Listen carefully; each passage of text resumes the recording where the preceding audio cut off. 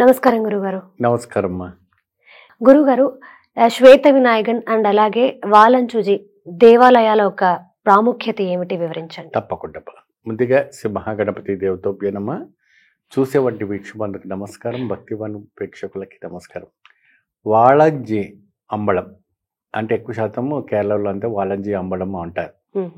వాళంజిన్ అంబలத்தில் ఇక్కడ వచ్చేసి శ్వేత వినాయకర్ ఉచ్చి పులియార్ కొచ్చి పులియార్ అని చాలా విశేషం. ఉచ్చి పులియార్ కొచ్చి పులియార్. ఉచ్చి పులియార్ అంటే ఏంటంటే మంచిగా ధైర్యంగా దీర్ఘంగా కూర్చున్నవంటి అయినా, కొచ్చి పులియార్ ఏంటంటే చిన్నగా శ్వేతంగా ఉండేవంటి పులియార్. ప్రపంచంలో ఎక్కడ కూడా మీకు దొరకనిది చూడనిది ఉన్నదంటే ఇక్కడ ఈ ఆలయంలో శ్వేత గణపతి ఆలయాన్ని చూసుకోవచ్చు. వాలంచుటి అంబళం. ఈ వాలంచుటి అంబలంలో ఈ యొక్క ఆలయాన్ని ఉండడం వల్ల చాలా విశేషమైనటువంటి ఫలితం. అంటే మనకు ప్రొనౌన్సెస్ కొద్దిగా కష్టంగా ఉంటుంది. మీరు గూగుల్లో కొడితే ఆటోమేటిక్గా మీకు దాని ఒక ప్రొనౌన్సెస్ రావటం అనేది జరుగుతుంది. దాని ఒక రూట్ దొరుకుతుంది, దా మ్యాప్ దొరుకుతుంది. ఇక్కడ ఈ శ్వేత గణపతి దగ్గర మనసు ఎంత ప్రశాంతత్వంగా ఉంటుంది, నిండు పున్నమి చంద్రుడు ఏ విధానంగా ఉంటాడో ఆ రకంగా ఉంటాడట ఆ వినాయకుడు. ఆ వినాయకుడిని ఒక విశిష్ట శ్వేత వినాయకుడు అంటే వెள்ளపుళ్ళయారని తమిళ్లో అంటుంటారు. ఏమంటారమ్మా? వెள்ளపుళ్ళయార్. తమిళ్లో వచ్చేసి తెల్ల వినాయకుడు అంటారు కదా. అయితే తమిళ్లో కానీ మలయాళం కానీ వెள்ளపుళ్ళయార్ అని చాలా విశేషంగా అంటుంటారు. ఈ వెల్లపుళ్ళయారికి వచ్చి కొడకట్టే నైవేద్యం పెడతారు. కొడకట్టే నైవేద్యం అంటే ఏంటి? తెలుగులో మనకు ఉడుములు, ఉండ్రాలు ఇవి అంటుంటారు. ఏమ్మా, కొడకట్టే నైవేద్యం ఈ ఒక పెడుతుంటే ఉడుములు ఉండ్రాలు అనేసి తెలుగులో అంటారు. మనకి పూర్ణాలు లాగా చేస్తుంటారు. బూరెలు, పూర్ణాలు, దాంట్లో చక్కగా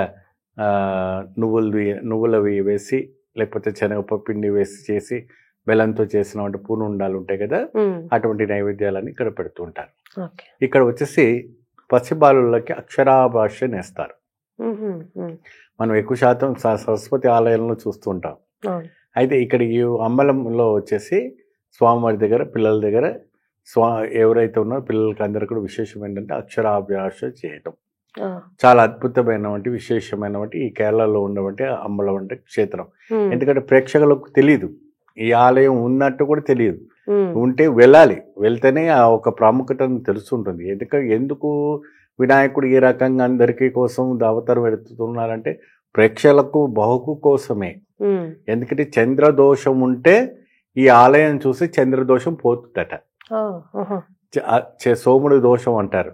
సోముడి దోషం ఉన్న వాళ్ళు ఏంటంటే ఎక్కువ శాతము చర్మ వ్యాధి ఉంటుంది.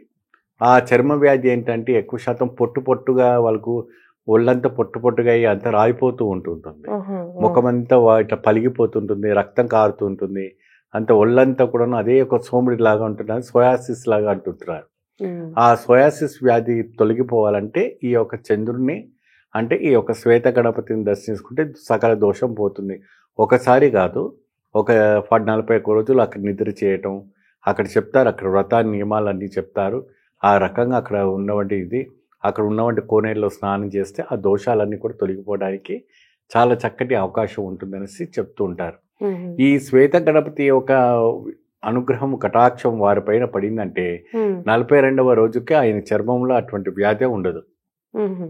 చూద్దామన్నా కూడా ఆయన శరీరంలో ఆ వ్యాధి ఉండదు.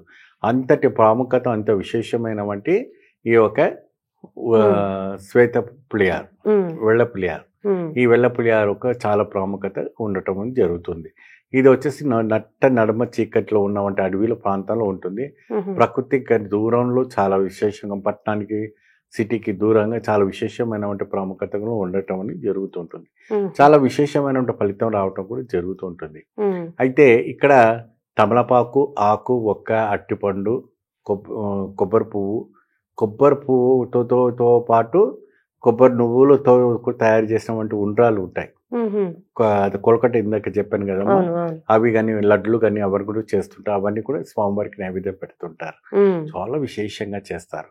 ఆ విశేషంగా ఎందుకంటే ఉచ్చిపిల్లారు ఏంటంటే చిన్నగా ఉంటాడు, బుచ్చిగా ఉంటాడు, ఆయనకు ఆకలి బాగా విపరీతంగా వేస్తుంటుంది. గజపతికి చిన్న చిన్న గణపతి అవును. కదా ఆకలి ప్రముఖంగా ఆయనకు అనుక్షణం కూడా నిరంతరంగా ఆయనకు నైవేద్యం పెడుతుంటారు. అక్కడ విశేషం అది.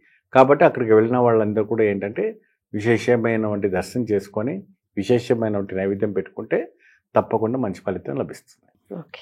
నమస్కారం గురుగారు. నమస్తే.